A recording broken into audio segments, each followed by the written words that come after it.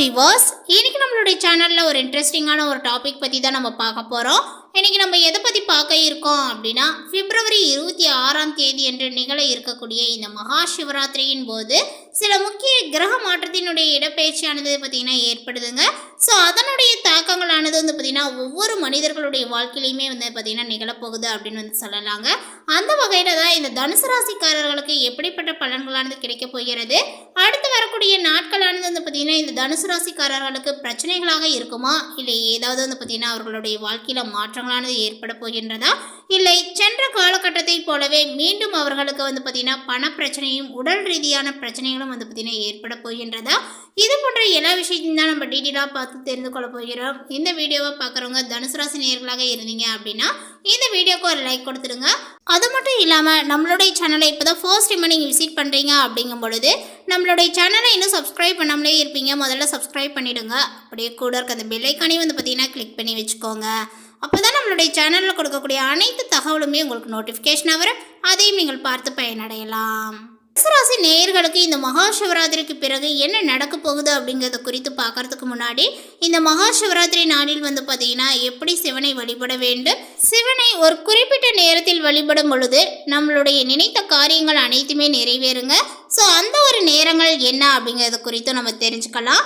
சிவபெருமானுக்குரிய 8 முக்கியமான விரதங்களில் ஒன்று மகா சிவராத்திரி விரதங்கள் ஆகும்.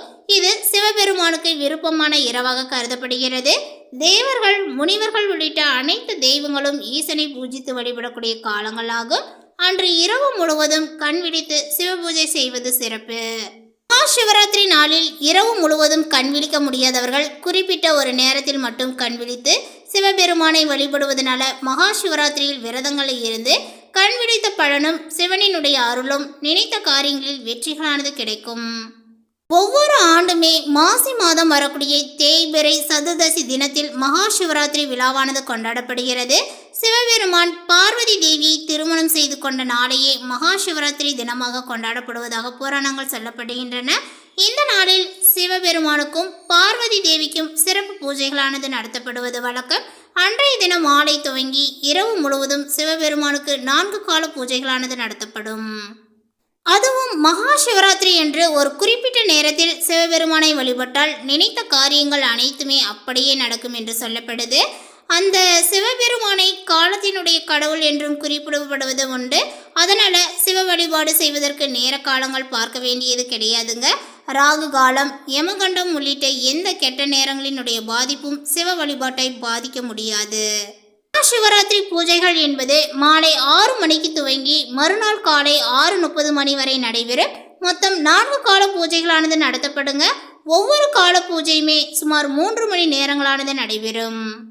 சிவராத்திரியினுடைய 4 கால பூஜைகளில் மிகவும் முக்கியமானது 3ஆம் கால பூஜை தான். இது நள்ளிரவு 12 மணிக்கு துவங்கி அதிகாலை 3 மணி வரை நடைபெறும். இந்த 3ஆம் காலத்தினுடைய முதல் 50 நிமிடங்கள் மிக மிக முக்கியமானதாகும். இந்த நேரத்தில் செய்யப்படக்கூடிய பூஜைக்கு நிஷித கால பூஜை என்று பெயர். இதுதான் சிவபெருமானை வழிபடுவதற்கு மிக மிக ஏற்ற நேரங்களாகும். இந்த நேரத்தில் பார்த்தீங்கன்னா சிவனிடம் நீங்கள் என்ன வேண்டிக் கொண்டாலும் அது அப்படியே நடைபெறும். சிவராத்திரி பூஜையில் 3ஆம் கால பூஜை என்பது பார்வதி தேவி சிவபெருமானை வழிபட்ட காலங்களாகும். அந்த சமயத்தில் நாமும் வழிபட்டால் சிவபெருமானினுடைய அருளும் பார்வதி தேவியினுடைய அருளும் கிடைக்கும் என்பது நம்பிக்கை. ஸோ அதனால் இந்த நேரத்தை தவற விடாமல் எல்லோருமே இந்த நேரத்தை பயன்படுத்தி பார்த்தீங்கன்னா வழிபாடு செய்யும் பொழுது நமக்கு வாழ்க்கையில் என்ன விஷயங்கள் தேவைப்படுகிறதோ அந்த ஒரு விஷயத்தை நினைத்து மனதார சிவபெருமானை வழிபடும் பொழுது நமக்கு அந்த ஒரு விஷயங்களானது பார்த்தீங்கன்னா பரிபூரணமாகவே கிடைக்கும். அதோடு சிவபெருமானினுடைய அருளும் பார்வதி தேவியினுடைய அருளும் நமக்கு கிடைத்திடுங்க. ஸோ நம்மளுடைய வாழ்க்கையானது பார்த்தீங்கன்னா ரொம்ப மகிழ்ச்சியாக காணப்படும். இந்த தனுசு ராசிக்காரர்களுக்கு கிரக நிலைகளானது பார்த்தீங்கன்னா இந்த நேரத்தில் எப்படி ஏற்பட்டிருக்கு அப்படிங்கிறது குறித்து இப்போ நம்ம பார்த்தீங்கன்னா டீட்டெயிலாக பார்த்து தெரிந்து கொள்ளலாம். தனுசு ராசிக்காரர்களுக்கு ஓரளவுக்கு பார்த்தீங்கன்னா சாதகமான பலன்களானது கிடைக்கும் அப்படின்னு சொல்லலாம். இந்த சிவபெருமானினுடைய அருளானது பார்த்தீங்கன்னா இந்த தனுசு ராசி நேயர்கள் ஒவ்வொருக்குமே கிடைச்சிருக்கா அப்படின்றதை இப்போ நம்ம தெரிந்து கொள்ளலாம். தனுசு ராசி நேயர்களே, உங்களுடைய ராசிநாதன் வியாழன் பகை கிரகமான சுக்கிரனுடைய வீட்டில் பரிவர்த்தனை யோகம் பெற்றிருக்கின்றார். எனவே நீங்கள் தீட்டிய திட்டங்கள் அனைத்துமே வெற்றி பெறும். தெய்வீக சிந்தனைகளானது உங்களுக்கு இப்பொழுது மேலோங்குங்க. கூட்டாக இருந்தவர்கள் தனித்து இயங்க முற்படுவர். உங்களுக்கு இருந்த கடன் சுமைகளானது இப்பொழுது அதிகரித்து கவலைகளானது கூடும். பொது வாழ்வில் இருப்பவர்களுக்கு மேலெடுத்த ஆதரவானது வந்து பார்த்தீங்கன்னா குறையுங்க. புதிய ஒப்பந்தங்களானது கிடைக்கும் என்றாலுமே அவற்றை செயல்படுத்த இயலாது. செவ்வாய் வக்ர நிவர்த்திக்கு பிறகு பிள்ளைகளுடைய வழியில நல்ல ஒரு தகவலானது கிடைக்கும். இந்த காலகட்டங்கள் முழுவதுமே கும்பராசியில் சூரியன் சனியினுடைய சேர்க்கையானது ஏற்படுகிறது. உங்களுடைய ராசிக்கு 2, 3 ஆகிய இடங்களுக்கு அதிபதியானவர் சனி, பாகிஸ்தான் அதிபதியாக வந்து பார்த்தீங்கன்னா விளங்கக்கூடியவர் சூரியன். இவை ஒன்றாக இணையும் பொழுது நல்ல பலன்கள் உங்களை தேடி வரலாங்க. இதுவரை நீங்கள் எதிர்பார்த்த கணிசமான தொகைகள் கைகளில் புரளக்கூடிய வாய்ப்புகளும் உண்டு. கொடுக்கல் வாங்கலினுடைய விஷயங்களானது இப்பொழுது சீராகுங்க, சிறப்பாகவும் அமையும் அப்படின்னே வந்து சொல்லலாம். பணிபுரியக்கூடிய இடத்தில் பாராட்டும் புகழும் கூடும். வாழ்வில் எதிர்பார்த்த பொறுப்புகளானது வந்து சேருங்க. அதே போல மிதுன ராசியில் சஞ்சரித்து வரக்கூடிய செவ்வாய் இந்த ஒரு காலகட்டத்தில் வக்ர நிவர்த்தி ஆகின்றார். உங்களுடைய ராசிக்கு 5, 12 ஆகிய இடங்களுக்கு அதிபதியானவர் செவ்வாய். இவர் வந்து பார்த்தீங்கன்னா பூர்வ புண்ணிய ஸ்தானாதிபதி வக்ர நிவர்த்தி ஆவதனால புனித பயணங்களானது வந்து பார்த்தீங்கன்னா அதிகரிக்கீங்க. புகழ்மிக்க புராதன கோயில்களுக்கு வந்து பார்த்தீங்கன்னா சென்று வழிபட்டு வருவீர்கள். பிள்ளைகளுடைய வழியில் ஒத்துழைப்பானது உங்களுக்கு கிடைக்கும். அவர்களுடைய எதிர்கால நலன் கருதி நீங்கள் எடுத்த முயற்சிகளில் வெற்றிகளும் உண்டு. குடும்பத்தில் ஒருவருக்கு மேற்பட்டவர்களினுடைய சம்பாத்தியங்களானது கிடைத்து அதன் மூலமாக மகிழ்ச்சியானது பெருகு. நீண்ட தூர பயணங்கள் பலன் தருவதாக அமையுங்க. வெளிநாட்டில் இருந்து வரக்கூடிய தகவல் ஆதாயம் தரும். வியாபாரத்தில் பாக்கிகளை வந்து பார்த்தீங்கன்னா வசூலிக்க எடுத்த முயற்சியானது வெற்றியாகுங்க. விலகி சென்ற சொந்தங்கள் விரும்பி வந்து இணைவர். உடல் நலங்களானது இப்பொழுது சீராகும்.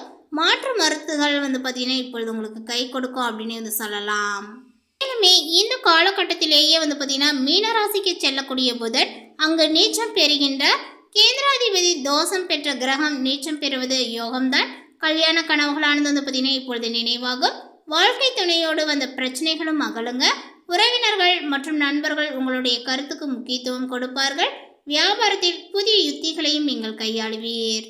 உள்ளத்தில் உற்சாகங்களானது குடிக்கொள்ளும். தள்ளி சென்ற பல நல்ல வாய்ப்புகளானது தானாகவே வந்து மகிழ்ச்சி படுத்துங்க. வெளிநாடு சென்று படிக்க வேண்டும் என்று நீங்கள் எடுத்த முயற்சிகள் இப்பொழுது அரைகுறையாக நின்றிருந்தால் அது இப்போது முழுமை அடையும் அப்படின்னு வந்து சொல்லலாம். உத்தியோகத்தில் சம்பள உயர்வுகள் ஏற்பட்டு சந்தோஷத்தை வழங்கக்கூடியதாக காணப்படுங்க. பொது வாழ்வில் உள்ளவர்களுக்கு செல்வாக்கும் உயரும். செயல்பாட்டில் வெற்றியானது கிடைக்குங்க. வியாபாரம் மற்றும் தொழில் செய்பவர்களுக்கு எதிர்பார்த்த லாபங்களானது உண்டு. உத்தியோகத்தில் உள்ளவர்களுக்கு உயர் பதவியானது கிடைக்கும். கலைஞர்களுக்கு திறமையை வெளிப்படுத்த சந்தர்ப்பங்களானது கைகூடி வரும். மாணவ மாணவிகளுக்கு சிந்தனையில் தெளிவானது பிறக்குங்க. பெண்களுக்கு குடும்ப ஒற்றுமையானது பலப்படும். பண தேவையானது உங்களுக்கு பூர்த்தியாகும். மேலுமே மகிழ்ச்சியும் பல வகையிலும் வளர்ச்சியும் தரக்கூடிய காலகட்டங்களாக அமையுங்க. வெளிவட்டாரத்தில் செல்வாக்கும் உங்களுக்கு அதிகரிக்கும். புதிய முயற்சிகள் அனைத்துமே மிக எளிதாக வெற்றியடையுங்க. எதிர்பார்த்த பணவரவானது கிடைப்பதுடன் எதிர்பாராத அதிர்ஷ்ட வாய்ப்புகளும் உங்களுக்கு ஏற்படக்கூடும். குடும்பத்துக்கு தேவையான பொருட்களை நீங்கள் வாங்கி மகிழ்வீர்கள். சிலருக்கு குழந்தை பாக்கியங்கள் கிடைப்பதற்கான வாய்ப்புகளும் உள்ளது. பிரிந்திருந்த கணவன் மனைவி ஒன்று சேருவார்கள். திருமண முயற்சிகளானது உங்களுக்கு சாதகமாகவே வந்து முடியும். சுப நிகழ்ச்சிகளை திட்டமிட்டபடியே நடத்தி முடிப்பீர்கள். உறவினர் மற்றும் நண்பர்களுடைய வீட்டு விருந்து விசேஷங்களில் கலந்து கொள்வீர்கள். சிலருக்கு வெளி மாநிலங்களில் உள்ள புகழ்பெற்ற புண்ணிய தலங்களுக்கு செல்லக்கூடிய வாய்ப்புகளும் ஏற்படும். இதுவரை இருந்த உடல் உபாதைகளானது நீங்கி உடல் ஆரோக்கியங்களானது மேம்படுங்க. வாழ்க்கையில நல்ல ஒரு முன்னேற்றங்கள் ஏற்படுவதற்கான திருப்பு முனைகள் இந்த காலகட்டத்தில் அமையும் அப்படின்னே வந்து சொல்லலாம். அதேபோல் அலுவலகத்தில் உற்சாகமான ஒரு சூழ்நிலைகளானது காணப்படும். பணிகளில் உற்சாகமாகவும் நீங்கள் ஈடுபடுவீர்.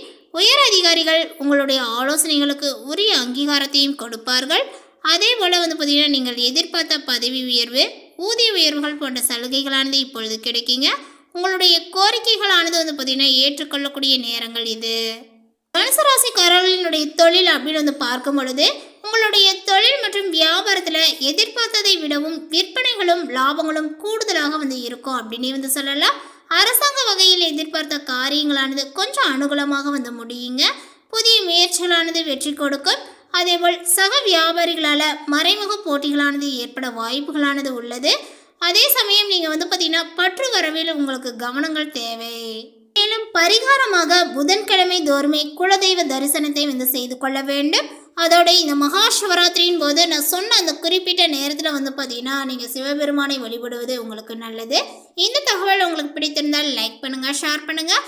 இது போன்ற புதிய சுவாரஸ்யமான புதிய தகவலை தெரிந்து கொள்வதற்கு நம்மளுடைய சேனலை இன்னும் சப்ஸ்கிரைப் பண்ணாமல் இருந்தீங்க அப்படின்னா முதல்ல சப்ஸ்கிரைப் பண்ணிடுங்க. தேங்க்யூ.